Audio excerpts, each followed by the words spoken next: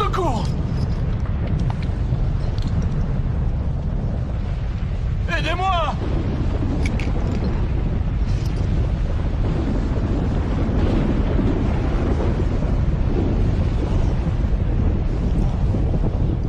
Au secours!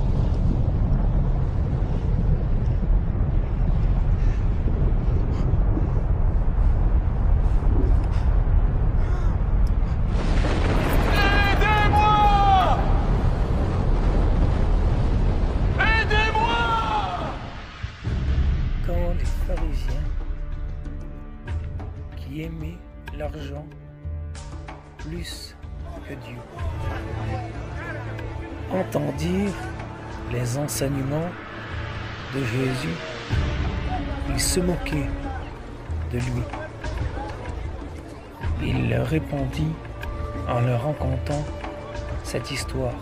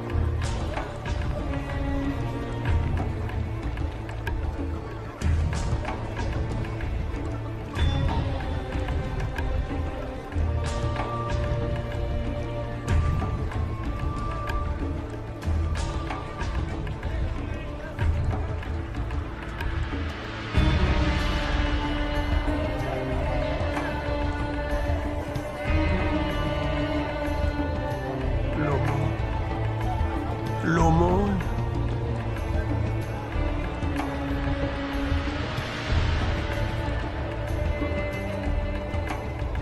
L'aumône.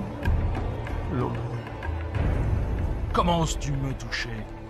Tu veux que je sois aussi sale que toi? Je ne devrais même pas te permettre de mendier à ma porte. Pardonne-moi, Seigneur. Pardonne-moi, je n'ai pas mangé depuis des jours. Je me demandais si je pourrais avoir un peu des miettes qui tombent de ta table. Des miettes qui tombent de ma table. Mais alors, que mangeront les chiens? Mes affaires m'attendent. Brûlez-moi ça, c'est infecté.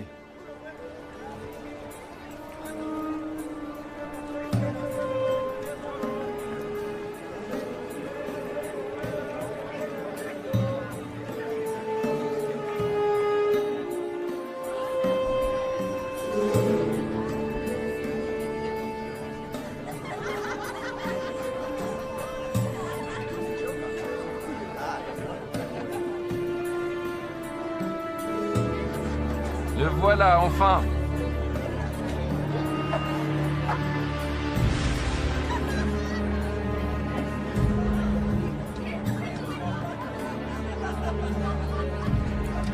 Mon frère préféré.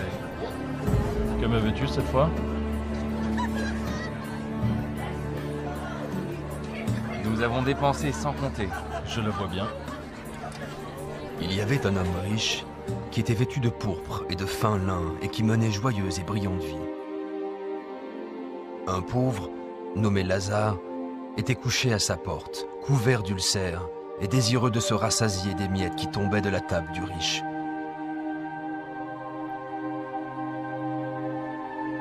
Et même les chiens venaient lécher ses ulcères. Oh. Oh. Oh. Oh. Dieu, aide-moi. Pourquoi? Pourquoi? Pourquoi?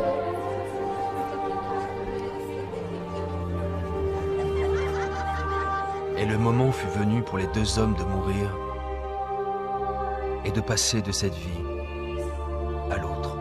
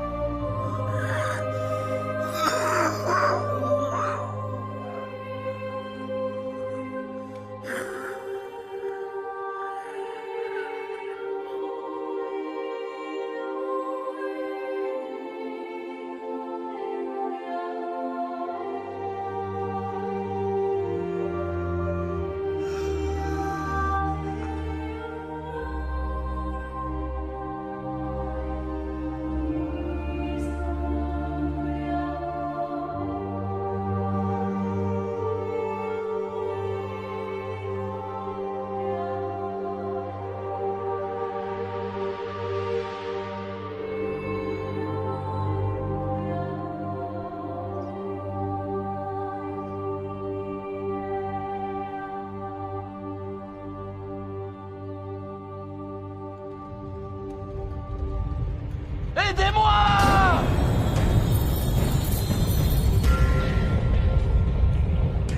Au secours!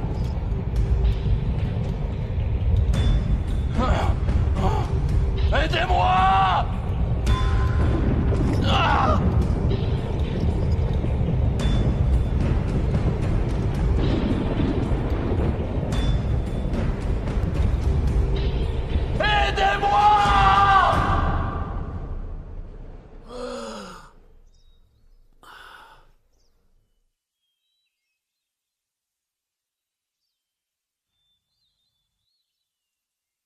L'aumône.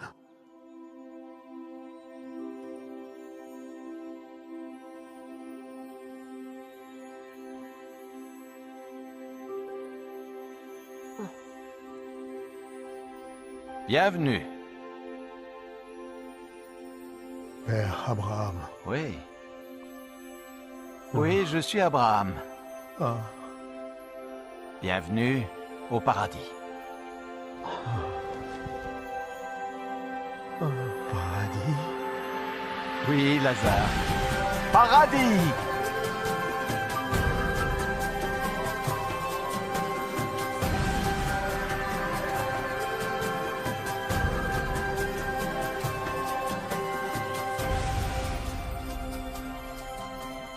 Nous avons préparé un banquet en ton honneur. Oui, oui, viens.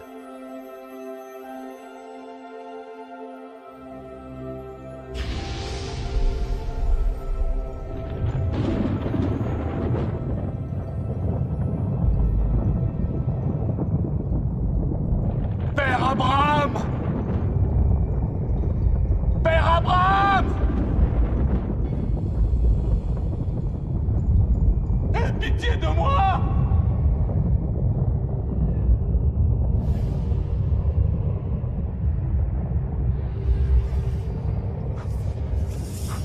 Je t'ai vu avec Lazare!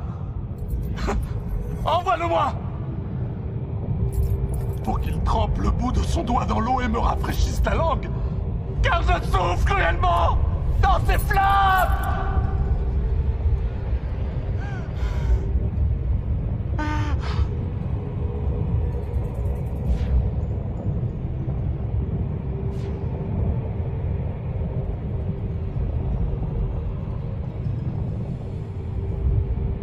Fils, souviens-toi que tu as reçu tes biens pendant ta vie. Et que Lazare a eu les maux pendant la sienne. Maintenant, il est ici consolé, et toi tu souffres. Je t'en prie! Je t'en prie! Par-dessus tout cela, il y a entre nous un grand abîme. Si quelqu'un voulait passer d'un côté à l'autre, il ne le pourrait pas. Et personne ne peut traverser de toi vers nous. Père Abraham, il y a une chose que je veux te demander. Envoie Lazare dans la maison de mon père, car j'ai 5 frères, pour qu'ils les avertissent, et qu'ils ne viennent pas eux aussi dans ce lieu de tourment. Ils ont Moïse. Ils ont les prophètes. Laisse tes frères les écouter.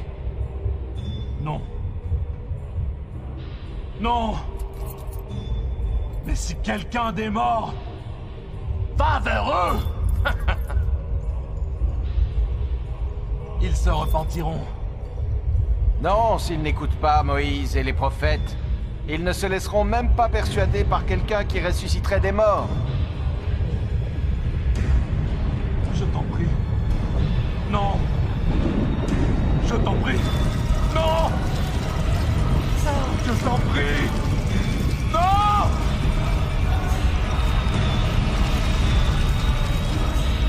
Non. Non.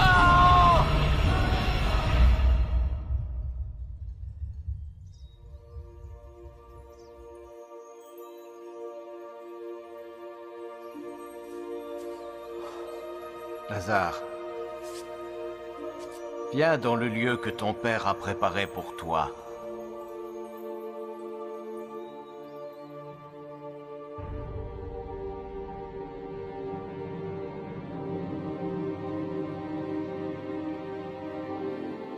Maintenant, nous pouvons diviser ses biens.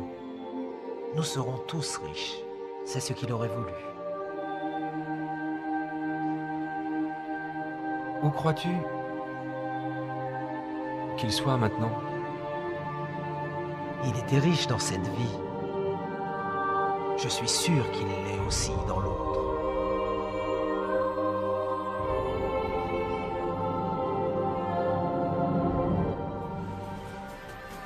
Je suis Lazare, dont parle la Bible. Vous en apprendrez plus sur moi et cette histoire dans Luc 16, chapitres 19 à 31. Qu'avez-vous appris de cette histoire? Comment pouvez-vous appliquer cette histoire à votre vie? Laissez-moi vous raconter certaines des choses que j'ai apprises de cette expérience. Ce que Dieu m'a enseigné. J'étais un homme très pauvre. En fait, j'étais tellement pauvre que j'en étais malade, que je n'avais personne pour s'occuper de moi. Même les chiens venaient me lécher. À cause de ma condition, je me sentais insignifiant et sans espoir dans ce monde. Mais ma foi en Dieu n'a pas vacillé.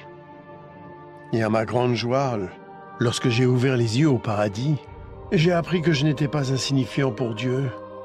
Il connaissait toutes mes pensées. Il savait même combien j'avais voulu rencontrer Abraham. Alors il l'a envoyé, lui Abraham, pour m'accueillir et me souhaiter la bienvenue. Lorsqu'Abraham,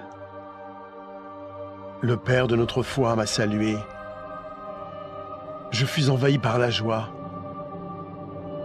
Comment un tel homme béni de Dieu pouvait-il s'intéresser à moi?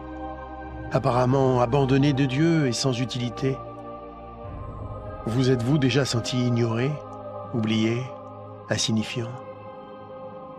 Dieu ne vous a pas oublié.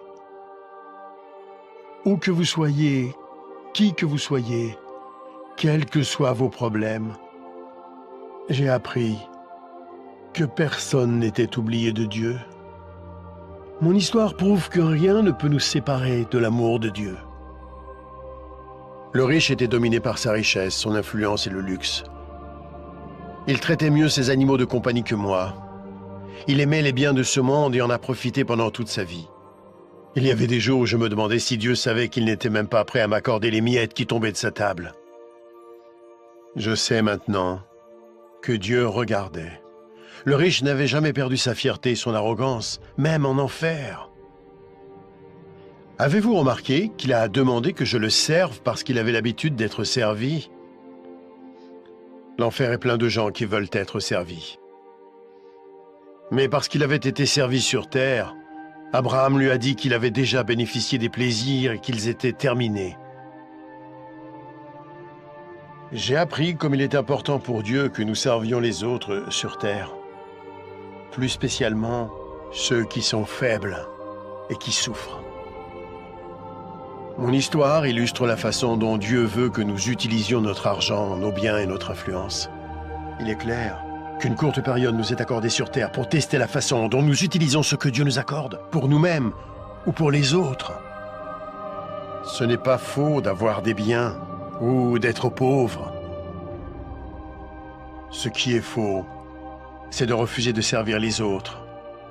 Jésus-Christ a dit que même lui était venu servir, non pour être servi. Si vous utilisez l'argent et tout ce que Dieu vous a donné pour servir les autres, il sera satisfait, quoi que vous possédiez. Vous pouvez vous interroger sur l'enfer et le paradis, et sur ce qui arrivera après votre mort. Christ viendra au dernier jour pour juger le monde. Le jour du jugement, le méchant sera envoyé en enfer, un lieu de tourment terrible et infini. Mais le juste sera emmené au paradis, un lieu glorieux et heureux où il sera pour toujours auprès du Seigneur Jésus-Christ. Il y a tellement d'autres choses que Dieu veut nous apprendre. Notre prochaine histoire va poursuivre cette aventure.